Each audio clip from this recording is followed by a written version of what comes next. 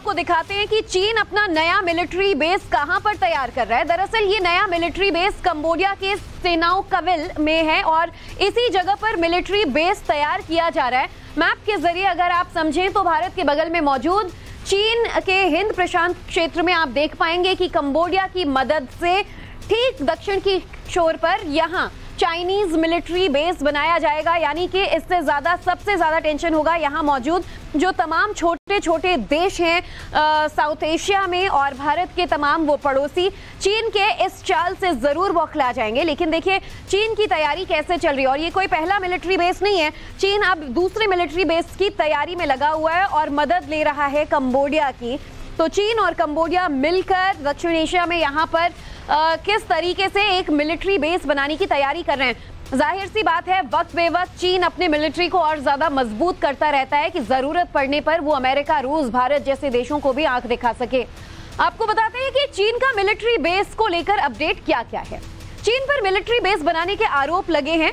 गुप्त समझौता कर मिलिट्री बेस के निर्माण में चीन जुटा हुआ है। अपनी सेना को जमीन उपयोग करने का समझौता भी किया है। चीन ने अपनी सेना को जमीन यूज करने के लिए एक समझौता किया है कंबोडिया के साथ। प्रभाव वाले क्षेत्रों को बढ़ाने के लिए मिलिट्री बेस की ये तैयारी है ताकि इनका जो प्रभाव है आसपास के क्षेत्रों में वो बढ़ सके और कंबोडिया के साथ मिलकर इस बार चीन ये काम करने में लगा हुआ है। चीन पर गुप्त समझौता करने का ये आरोप लगा है। और चलिए अब आपको हम समझाते हैं कि चीन नया मिलिट्री बेस क्यों तैयार कर रहा है, चीन के मंसूबे क्या हैं। तो इंडो पैसिफिक क्षेत्र में पहली मिलिट्री बेस जिबूती के बाद ये दूसरा मिलिट्री बेस होगा। नौसैनिक सुविधाएं इसमें बढ़ाई जाएंगी। हवा और समुद्र दोनों में ताकत जो है वो बढ़ेगी। अमेरिकी सेना की खुफिया निगरानी चीन कर सके। ये तमाम वो बड़ी वजह हैं जिसकी वजह से अब चीन जो है वो एक और मिलिट्री बेस बनाने की तैयारी में है। तो इंडो पैसिफिक क्षेत्र में ये पहला मिलिट्री बेस होगा और जिबूती के बाद ये दूसरा मिलिट्री बेस होगा। नौसैनिक सुविधाएं बढ़ाई जाएंगी। हवा और समुद्र दोनों में जो ताकत है वो बढ़ाने की कोशिश होगी चीन की। और चलिए आज बातचीत करने के लिए हमारे जो गेस्ट मेजर संजय सोई हमारे साथ जुड़ चुके हैं, डिफेंस एक्सपर्ट। सर बहुत बहुत स्वागत है आपका। चीन के आज एक और नापाक मंसूबे का पर्दाफाश हम कर रहे हैं और दिखा रहे हैं कि कैसे एक और नए मिलिट्री बेस की तैयारी में है। दो बातें जरा हमारे दर्शकों को समझाइए। कंबोडिया की मदद लेने के पीछे क्या वजह है और गुप्त तरीके से चीन इसे अंजाम क्यों दे रहा है? देखिए ज्योति जी, सबसे पहली बात यह कि चीन की जो विस्तारवादी नीति है उससे हम सब वाकिफ है। पूरी दुनिया आज समझ रही है कि चीन की विस्तारवादी नीति क्या है और कंबोडिया में जिस प्रकार से चीन ये बेस बना रहा है उससे जो साउथ चाइना सी है उसका सदर्न फ्लैंक को भी उसकी प्रेजेंस आ जाएगी और चीन ना ही केवल कंबोडिया बल्कि कुछ आर्टिफिशियल द्वीप भी बनाकर उनके ऊपर भी अपनी बेसेस बना रहा है। पर जो कंबोडिया में जो बेस है ये 190 एकड़ की बेस है जो रीम बेस भी कहा जाता है जहां पर ये बन रही है और ये सीक्रेट बेस है जिसका खुलासा पिछले साल भी कुछ खबरें आई थी जून के महीने में और अब और खबरें आई हैं कि इसमें काफी काम चल रहा है, काफी एक्सपेंशन हो रहा है। यहाँ पर होने से चीन को, जैसा आप बिल्कुल ठीक बताए थे ज्योति जी, के सी और एयर दोनों के द्वारा वहां पर साउथ चाइना सी के ऊपर और आसपास के देशों के ऊपर चीन डोमिनेट कर पाएगा। और यही वजह है कि वियतनाम, फिलीपींस ये लोग काफी टेंशन में है और चीन जो अपनी नीति है कि ताइवान की तरफ जाना या इन देशों को डरा के रखना, उसमें अगर यूएस इंटरफेयर करता है उसमें ये जो बेस है काफी मददगार साबित चीन के इस कोशिश से मेजर साहब वो ये चाह रहा है कि वो अमेरिका की भी तमाम सैन्य गतिविधियों पर नजर रख सके। जाहिर सी बात है कई बार अमेरिका को अब चीन जो है वो आंख दिखाता नजर आ रहा है। इस पे मैं आपसे चर्चा आगे बढ़ाऊंगी लेकिन एक बड़ी खबर आ रही है, जरा ये भी बता दें। इस वक्त की जो बड़ी खबर है कि जापान को भी चीन ने बड़ी नसीहत दे डाली है। अमेरिका के बहकावे में ना आए जापान। चीन कहता है कि चीन ने जापान को अमेरिका को लेकर चेताया है। चीन जापान के विदेश मंत्रियों के बीच जो बातचीत हुई उसमें चीन ने ये बातें जापान को कही कि अमेरिका की बातों में मत आइए।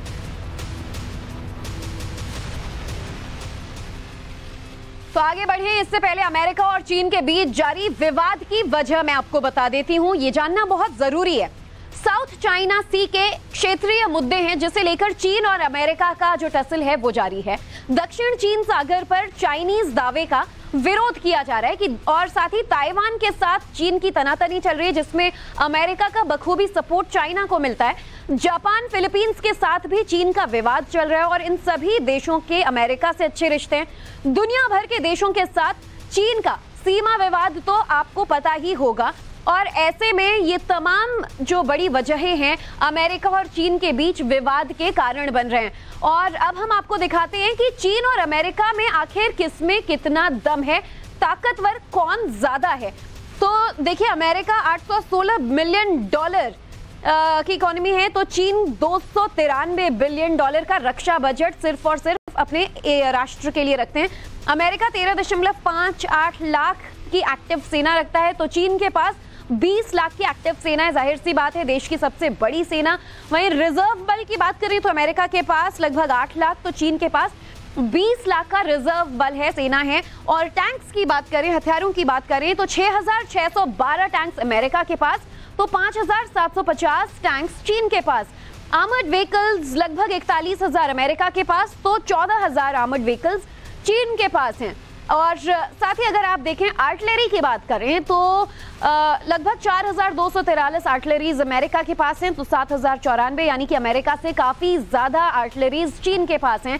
एयरक्राफ्ट भी अगर 12,900 के करीब एयरक्राफ्ट अमेरिका के पास हैं, तो 4,600 के करीब एयरक्राफ्ट चाइना के पास हैं। यानी कि कुल मिलाकर अगर अलग अलग मामलों में, चाहे वो रक्षा बजट हो, सेना के हथियार हो, हर मामले में कंपेयर किया जाए तो ये जानना जरूरी है कि चीन और अमेरिका में ज्यादा मजबूत कौन है। मेजर साहब हमारे साथ मौजूद हैं जो हमें बता रहे हैं। सर, चीन और अमेरिका का जो ये टसल है ये दिनों दिन बढ़ता चला जा रहा है और आज देश की जनता समझना चाह रही है कि आखिर चीन को अमेरिका से इतनी दुश्मनी क्यों, इतना विवाद क्यों, और अगर कभी वॉर की नौबत आती है तो आज कौन कितना मजबूत है। देखिए ज्योति जी, चीन जैसे अभी पहले ही बात हुई है, चीन की विस्तारवादी नीति है और साउथ चाइना सी को चीन अपनी प्रॉपर्टी मान रहा है, क्योंकि साउथ चाइना कहीं भी मैरीटाइम जो बाउंड्री होती है वो 200 मील तक होती है, उसके अंदर वो अपने इकोनॉमिक रिसोर्सेज, फिश है, मिनरल है, ऑयल है, वो निकाल सकते हैं। अब साउथ चाइना सी में अलग अलग बाउंड्री बनी हुई है, वहाँ कहीं वियतनाम है, फिलीपींस है, ताइवान है, इन देशों का भी ओवरलैप होता है, लेकिन चाइना इनको नहीं मानता है। चाइना कहता है कि पूरा सामान मेरा, साउथ चाइना सी पर पूरे पर मेरा हक है और किसी का कोई हक नहीं है। यहाँ पर अमेरिका और चाइना के बीच तनाव आ जाता है, क्योंकि अमेरिका चाहता है कि फ्रीडम ऑफ नेविगेशन है, ये सबकी प्रॉपर्टी है, छोटे देशों को आप ऐसे नहीं धमका सकते हो। और चाइना का जो दुनिया में बढ़ता हुआ प्रभाव को देखकर भी अमेरिका चिंतित है कि अमेरिका नहीं चाहता कि चाइना नंबर 1 दुनिया की ताकत बने। और जैसा भी आपने बताया कि कंबोडिया में बेस है, डिजिबूटी में बेस है, चाइना लगातार बेसिस बढ़ा रहा है, आसपास के देशों को धमका रहा है, चाहे कोशिश है उसकी भारत, ताइवान, वियतनाम, फिलीपींस, जो बाकी देश हैं इनके ऊपर अपना प्रमुख बनाना चाह रहा है। भारत ने तो खैर काफी आंख दिखा दी, ताइवान भी अमेरिका की सपोर्ट मिल रही है, जापान, इन सब छोटे देशों को आज अमेरिका खड़े होकर सपोर्ट दे रहा है कि आपको डरने की जरूरत नहीं है, आप अपना काम कीजिए, इसके साउथ चाइना सी पर आपका भी उनका हक है, दुनिया का भी उतना हक है जिसका जितना कि चाइना का है। यही कारण है कि आप देखिए क्वाड बना है, जिसमें ऑस्ट्रेलिया, जापान, भारत और अमेरिका है। इसी प्रकार से बाकी एक्सरसाइज करता रहता है अमेरिका वहाँ पर बाकी देशों के साथ। फ्रीडम ऑफ नेविगेशन एक्सरसाइज कहते हैं कि भाई हम तो जाएंगे, ये तो इंटरनेशनल वाटर है, आप कौन होते हो रोकने वाले।